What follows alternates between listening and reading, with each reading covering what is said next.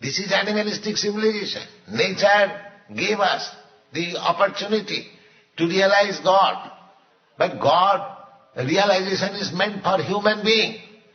The human being, if he does not realize God, he is simply engaged in animalistic way of life, eating, sleeping, mating. Then nature will tell, all right, sir, again become a Punarmusika Bhava. Again become a mouse. Punarmusika Bhava, there is a story, very nice story. One rat, a mouse, he came to a saintly person. Everyone comes to saintly person for some blessing. You see, real blessing they don't want, some material blessing. Real blessing, Krishna, they don't want. If you give him some blessing that you become very rich man and these are very much pleased. So this mouse also came and begged the saintly person, sir, I am in difficulty, if you give me some blessings. So what is that? Now, the cat chases after me always. I am very unhappy. So what do you want? Now if you make me a cat, then I can get relief from this. All right, you become cat. So he became cat. So after a few days again he comes.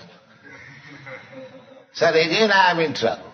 What is that? The dog is chasing. Don't laugh. Here serious. A dog is chasing. All right, then what do you want? Nah, make me a tiger. All right, he became a tiger. So when he became a tiger, he was staring on the saintly person like this. So he asked, why you are staring upon me? You want to eat me? Yes. So he again said, Punarmusika, again you become mouse. Again you become mouse. So that is our position. We are advanced in civilization. Now we want to kill God. So we are again going to be uncivilized. To remain in the forest and to remain naked, actually they are practicing the nature's life.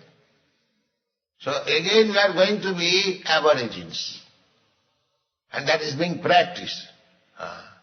They are going to the forest, they remain naked. So actually, Punarmusika Bhava, again become mouse.